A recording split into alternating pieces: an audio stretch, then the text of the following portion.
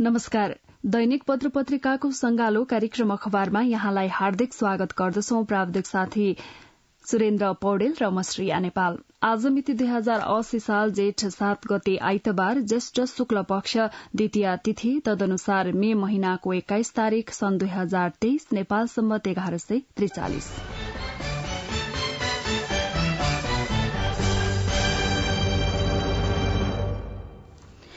नेपाली नागरिकलाई नक्कली भूटानी शरणार्थी बनाई अमेरिका पठाउने गिरोह बारे प्रहरीले झण्डै 2 महिना लगाएर तयार पारेको अनुसन्धान प्रतिवेदन आज जिल्ला सरकारी वकिलको कार्यालयमा बुझाउने तयारी गरेको छ। यसै प्रसंगलाई आज सबैजसो पत्र पत्रिकाले मुख्य खबरको रूपमा छापेका छन्। गोर्खापत्र दैनिकको यसै प्रसंगबाट कार्यक्रमको शुरूआत गर्दैछौ। अनुसन्धान प्रतिवेदन तयार शीर्षकमा छापिएको खबर हो यो। पीड़ितहरूको जुरीका आधारमा नेपाल प्रहरीले चैत 12 गतेदेखि नक्कली भूटानी शरणार्थी प्रकरणको अनुसन्धान शुरू गरेको थियो। जिल्ला प्रहरी परिसर काठमाण्डुका प्रवक्ता सीताराम रिजालले अनुसन्धानमा देखिएका कतिपय विषयमा थप प्रमाण सहित पूरक प्रतिवेदन पेश गर्ने गरी अनुसन्धान प्रतिवेदन बुझाउने तयारी भइरहेको जानकारी दिनुभयो। यस प्रकरणमा प्रहरीले पूर्व उप प्रधानमन्त्री, पूर्व गृहमन्त्री, तत्कालीन गृह सचिव सहित 16 जनालाई नियन्त्रणमा लिएर अनुसन्धान शुरू गरेको थियो।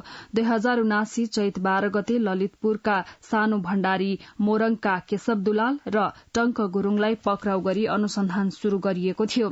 अनुसन्धानका क्रममा सागर राई र सन्देश शर्मा पक्राउ परेसँगै फेला परेका प्रमाणका आधारमा तत्कालीन गृहमन्त्री र गृह सचिव सहित ठूलो गिरोहको मिलेमतो देखिएको थियो।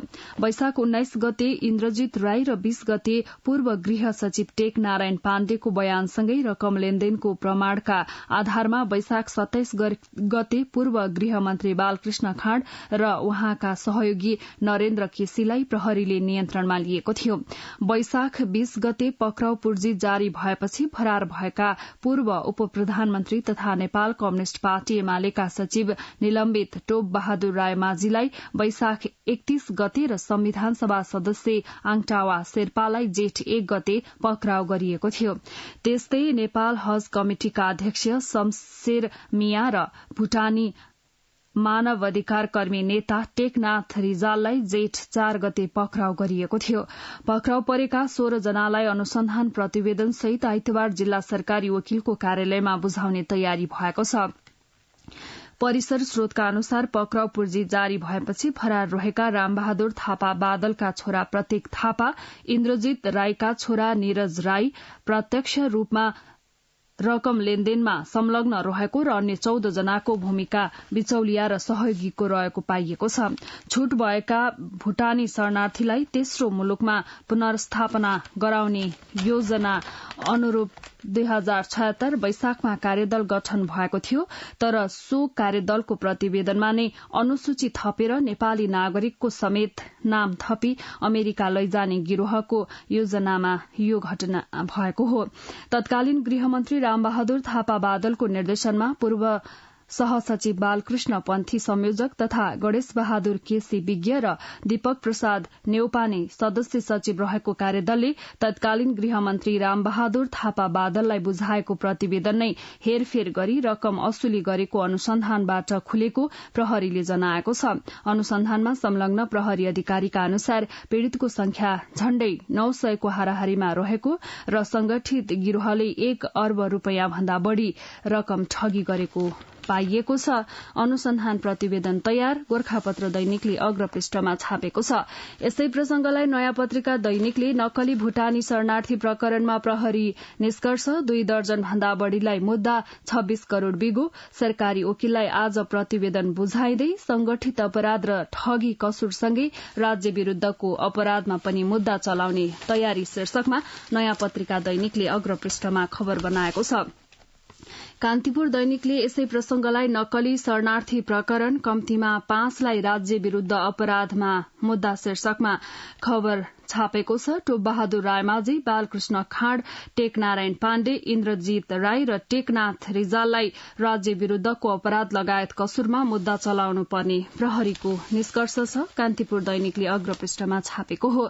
नागरिक दैनिकले पनि यसै खबरलाई मुख्य खबरको रूपमा छापेको छ। नक्कली भूटानी शरणार्थी प्रकरण, प्रहरी अनुसन्धान प्रतिवेदन तयार, कीर्ति बयान एसएमएस, बैंक स्टेटमेन्ट, उजुरी, पीड़ितले रकम दिएका लिखत, केही नटाँसिएका चेकलाई मुख्य आधार बनाएर प्रहरीले तयार पारेको अनुसन्धान प्रतिवेदन आइतबार जिल्ला सरकारी वकिलको कार्यालय काठमाण्डुलाई बुझाउने तयारी गरेको छ। नागरिक दैनिकले अग्रपृष्ठमा छापेको छ।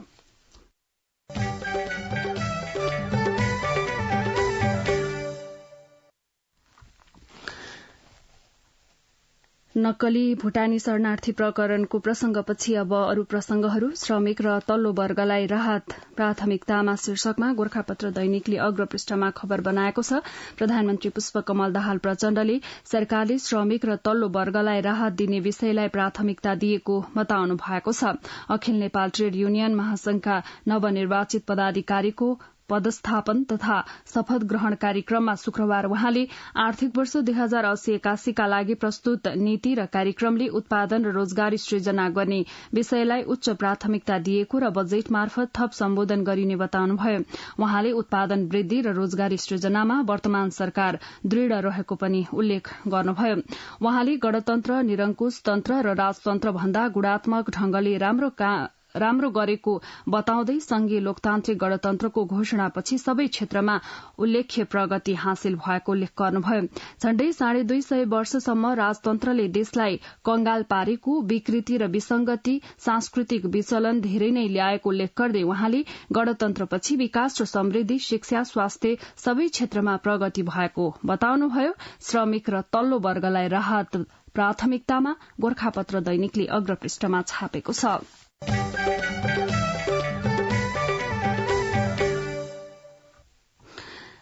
महाराजगंज स्थित राष्ट्रपति कार्यालय छेउछाउमा रहेको केन्द्रीय अनुसन्धान ब्यूरो सीआईबी को कार्यालयमा केही दिन यता सर्वसाधारणको घुइँचो छ। न्याय माग्न प्रहरी कार्यालय धाउनेको भीड़ यति ठूलो छ कि उनीहरूको व्यवस्थापनका लागि प्रहरीले टोकन सिस्टम नै लागू गर्नु परेको छ। सीआईबीमा लागेको भीड़ शिव शिखर सहकारीका निक्षेपकर्ताको हो। उहाँहरू सबै शिव शिखर सहकारीमा निक्षेपकर्ता हुनुहुन्छ। भीड़तर्फ देखाउँदै शुक्रबार सीआईबीका एसपी नवराज अधिकारीले भन्नुभयो, सहकारीले आफ्नो पैसा फिर्ता गर्न नसकेपछि ठगीको जाहेरी लिएर आउनु भएको हो। पालै पालो जाहेरी लेखाउनका लागि नाम टिपेर टोकन सिस्टम लागू गरेका छौं। शिवशंकर सहकारीले गर्यो। 1 लाख निक्षेपकर्ताको 14 अर्ब हिनामिना, 26 शाखा रहेको सहकारीका संचालकले रकम हिनामिना गरेर चलाए। 3 दर्जन कम्पनी, नयाँ पत्रिका दैनिकले अग्रपृष्ठमा छापेको छ।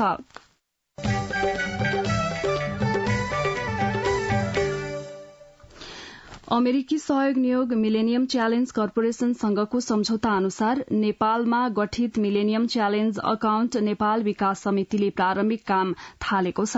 नेपालसँग $50 करोड़ करिब 50 अर्ब रूपियाँ बराबरको एमसीसी सम्झौता सन् 2017 भएको हो। एमसीसी र सरकारबीच भएको सहमति अनुसार 50 करोड़ अमेरिकी डलरमा नेपाल सरकारले 13 करोड़ अमेरिकी डलर परिचालन गर्नुपर्नेछ। यस अनुसार कुल 71 अर्ब नेपाली रूपियाँ बराबरको खर्च विकासमा हुनेछ।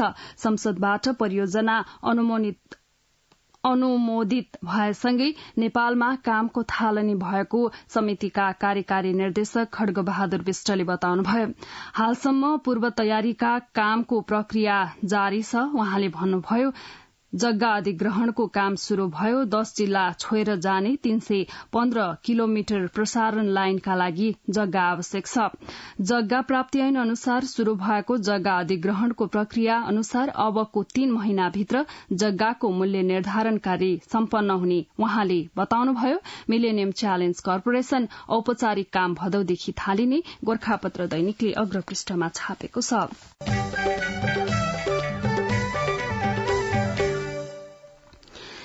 सरकारले आर्थिक वर्ष 2080-81 मा अनावश्यक सरकारी कार्यालय विकास समिति योजना कोष विभाग खारेजीको घोषणा गरेको छ।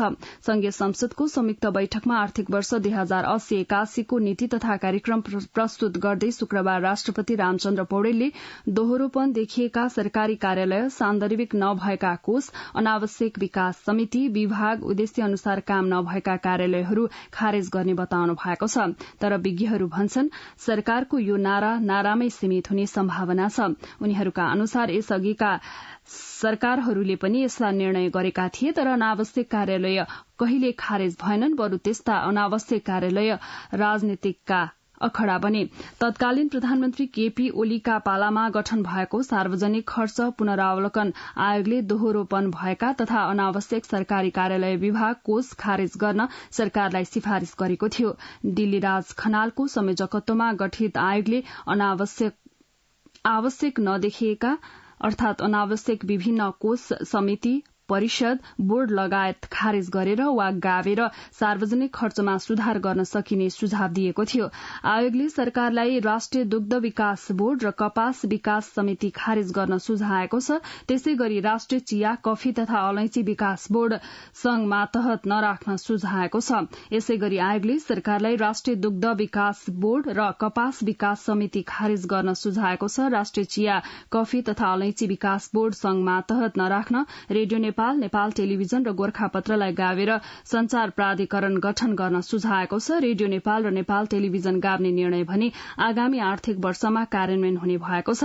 राष्ट्रपतिले पढेको नीति तथा कार्यक्रममा रेडियो नेपाल र नेपाल टेलिभिजनलाई गाव्ने भनिएको छ। अनावश्यक सरकारी कार्यालय खारेज होलान्, नागरिक दैनिकले अग्रपृष्ठमा छापेको छ।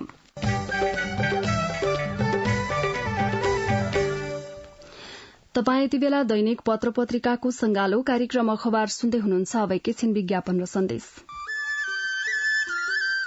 सुन त, भोलिको मिटिङको लागि सबैलाई फोन गर्यो? छैन सर, मेरो मोबाइलमा ब्यालेन्स नै थिएन। अलि पछि गर्छु ल्यान्डलाइनबाट। ल हेर, मोबाइलमा ब्यालेन्स छैन भनेर हुन्छ? तिमीलाई थाहा छैन यस कार्यालयले नेपाल टेलिकमको कर्पोरेट युजर ग्रुप अर्थात सीयूजी सेवा लिएको छ। तिम्रो नम्बरलाई पनि सीयूजीमा सहभागी गराउन। अनि सर, मेरो त प्रिपेड नम्बर हो नि। अहिले नेपाल टेलिकमले प्रिपेड र पोस्टपेड दुवै फोनमा सीयूजी सेवा लागू गरिसकेको छ। सीयूजीमा आबद्ध भएपछि हाम्रो कर्मचारीहरू बीच निशुल्क र नेपाल टेलिकमको नेटवर्कमा सस्तो दरमा फोन तथा एसएमएस गर्न र डाटा चलाउन पाइन्छ नि। तिमीलाई थप जानकारी चाहिएमा नेपाल टेलिकमको वेबसाइट www.ntc.net.np मा हेर न। नेपाल टेलिकम, राष्ट्रको संचार। कार्यक्रममा पुनः स्वागत छ। अब विभिन्न दैनिक पत्र पत्रिकामा छापिएका बाँकी खबरहरू। नीति तथा कार्यक्रम एमालेद्वारा अस्वीकार शीर्षकमा राजधानी दैनिकले अग्रपृष्ठमा खबर बनाएको छ। नेपाल कम्युनिष्ट पार्टी एमालेको संसदीय दलको बैठकले संघीय सदनमा सरकारले पेश गरेको नीति तथा कार्यक्रम संविधानको स्पिरिट अनुसार नभएको निष्कर्ष निकाल्दै अस्वीकार गर्ने उद्घोष गरेको छ। प्रमुख प्रतिपक्षी दल समेत रहेको एमालेले सरकारको नीति तथा कार्यक्रम पारित हुन नदिने निर्णय समेत गरेको छ। शनिबार नयाँ बानेश्वर स्थित संघीय संसदको भवनमा बसेको एमाले संसदीय दलको बैठकमा पार्टी अध्यक्ष एवं दलका नेता केपी शर्मा ओलीले सरकारले ल्याएको नीति तथा कार्यक्रम संसदबाट पारित हुन नदिने चेतावनी दिनुभयो। नीति तथा कार्यक्रम एमालेद्वारा अस्वीकार, राजधानी दैनिकले अग्रपृष्ठमा छापेको छ।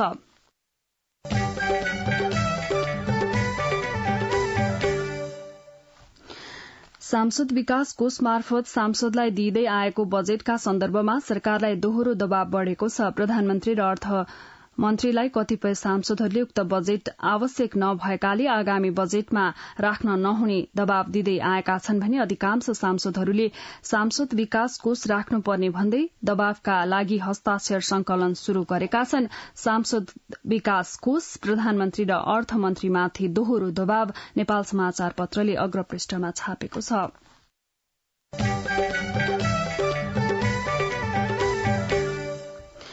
सरकारले चुरे क्षेत्रको संरक्षणका लागि 1966-67 राष्ट्रपति चुरे संरक्षण कार्यक्रम लागू गर्यो, जुन कार्यक्रम अन्तर्गत 2071 मा राष्ट्रपति चुरे तराई मधेस संरक्षण विकास समिति बन्यो। यो अवधिमा 11 अर्ब हाराहारीमा बजेट खर्च भइसकेको छ, तर चुरे दोहन रोकिएको छैन, जसका कारण पानीको भण्डार चुरे र अन्नको भकारी मधेस संकटमा पर्न थालेका छन्। यस हिसाबले चुरे संरक्षणमा जोड़तोड़का साथ लाग्नुपर्ने हो। सरकारले भने नीति तथा कार्यक्रममा उक्त क्षेत्रबाट नदीजन्य पदार्थ उत्खनन गर्ने उल्लेख गरेको छ। वातावरण प्रतिकूल नहुने गरी नदीजन्य ढुंगा गिट्टी बालुवा संकलन र वितरण गर्न आवश्यक कानूनी व्यवस्था गरिनेछ। नीति तथा कार्यक्रमको बुदा नम्बर 42 मा लेखिएको छ। चुरे संरक्षण गर्दै वातावरणीय ह्रास नहुने गरी त्यस्ता खनिज वस्तुको उत्पादन र निर्यातको व्यावसायिक सम्भावना खोजिनेछ। सरकारको यो दोहोरो नीति आत्मघाती भएको चुरे संरक्षण विज्ञ डाक्टर विजय कुमार सिंह बताउनुहुन्छ। सरकारले चुरे संरक्षण गर्न ऐन बनाउनुको सट्टा केही क्रसर उद्योगी र व्यापारीको फाइदाका लागि ढुंगा गिटी बालुवा निकासीको तानाबाना बुन्दैछ। उहाँ भन्नुहुन्छ, चुरेको पारिस्थितिकीय प्रणालीको विनाशले वर्षेनी तराई मरूभूमिकरणतर्फ उन्मुख रहेको छ। चुरेमा सरकारको दोहोरो नीति अन्नपूर्ण पोस्टले अग्रपृष्ठमा छापेको छ।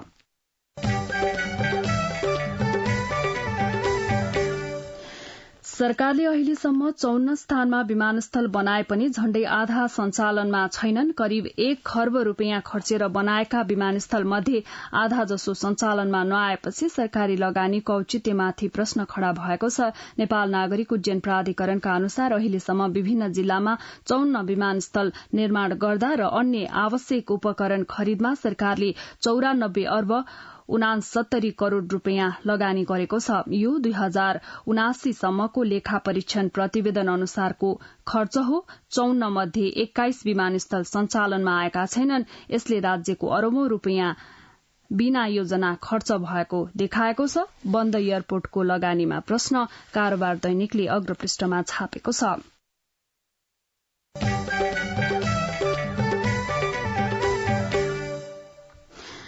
आत्मबल भए संसारमा असम्भव भन्ने कुरा नरहेको रोल्पाका हरिबुढा मगरले साबित गरिदिनु भएको छ। घुँडामाथिसम्म दुवै खुट्टा गुमाउनु भएका पूर्व गोर्खा सैनिक समेत रहनु भएका बुढा मगरले कृत्रिम खुट्टाको सहयोगमा सर्वोच्च शिखर सगरमाथाको सफल आरोहण गर्नु भएको छ। चैत 22 गते सगरमाथा आरोहणका लागि काठमाण्डुबाट आधार शिविरतर्फ लाग्नु भएका उहाँले शुक्रबार दिउँसो 3 बजे सगरमाथाको दक्षिणी मोहडाबाट सगरमाथा आरोहण गर्नु भएको हो। गोर्खापत्र दैनिकले अग्रपृष्ठमा छापेको छ।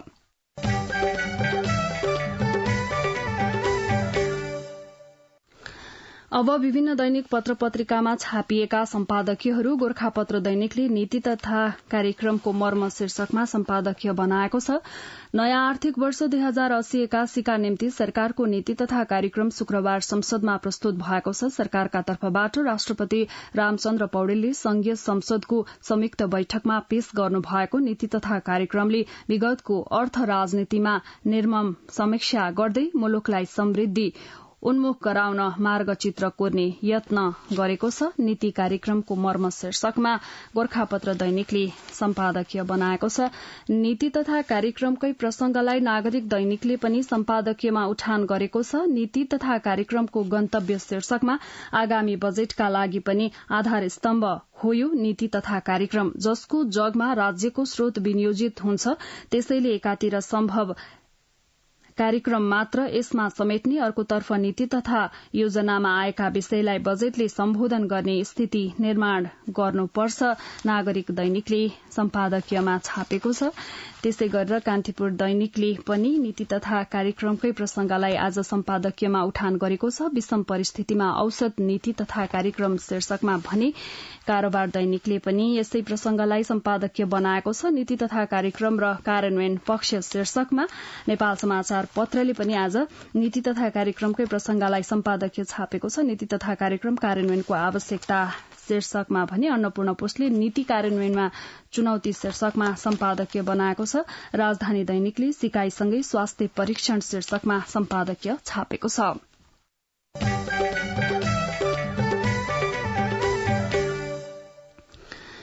विभिन्न दैनिक पत्र पत्रिकामा छापिएका सम्पादकीयहरूपछि अब बाँकी प्रसंगहरू।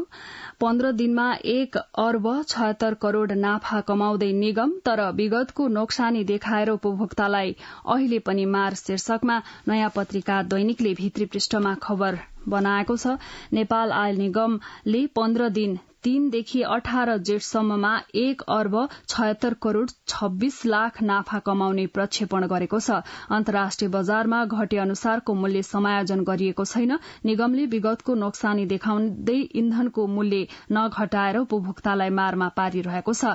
इण्डियन आयल कर्पोरेशन आईओसीले 2 जेठमा पठाएको नयाँ मूल्य दरमा पेट्रोल 9.51 रूपियाँ र डिजेल 8.08 रूपियाँ घटेर आएको थियो। त्यस अघिदेखि निरन्तर मूल्य घट्दा पनि समायोजन नगरी निगमले नाफा राख्दै आएको थियो, जसका कारण 2 जेठमा डिजेल र मट्टीतेलको मूल्य प्रति लिटर 10 रूपियाँ घटाएर पनि निगमलाई चर्को नाफा देखिएको हो। 16 वैशाखमा पेट्रोल 4.33 रूपियाँ र डिजेल 4.11 रूपियाँ घटेर आउँदा निगमले मूल्य नै समायोजन नगरी नाफा आर्जन गरेको थियो। 15 दिनमा 1 अर्ब 76 करोड़ नाफा कमाउँदै निगम, तर विगतको नोक्सानी देखाएर उपभोक्तालाई अहिले पनि मार, नयाँ पत्रिका दैनिकले भित्री पृष्ठमा छापेको छ।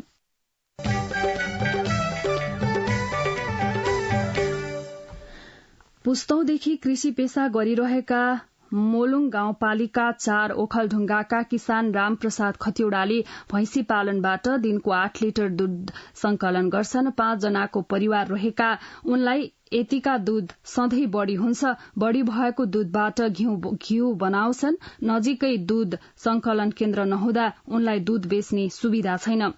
मोलुङ गाउँपालिकामा किसानले घरै पिच्छे जसो भैंसी पालेका छन्। सबैको समस्या उस्तै छ।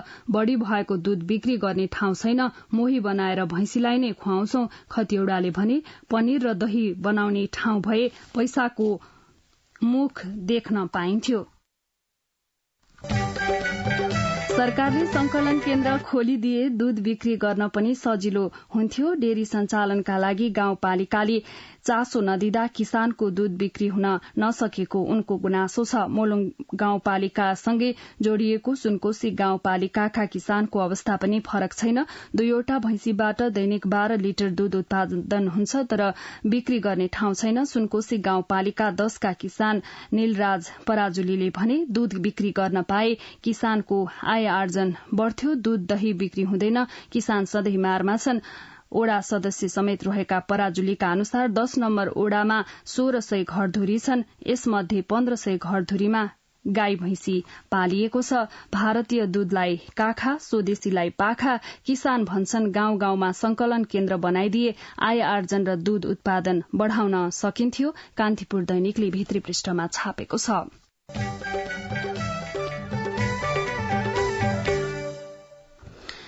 यिनै विभिन्न दैनिक पत्र पत्रिकामा छापिएका विविध प्रसंगसँगै हामी कार्यक्रमको अन्त्यमा आइपुगेका छौं। प्रविधिमा सहयोग गर्नुहुने सुरेन्द्र पौडेललाई धेरै धन्यवाद दिँदै म श्रेया नेपाल पनि बिदा हुन्छु।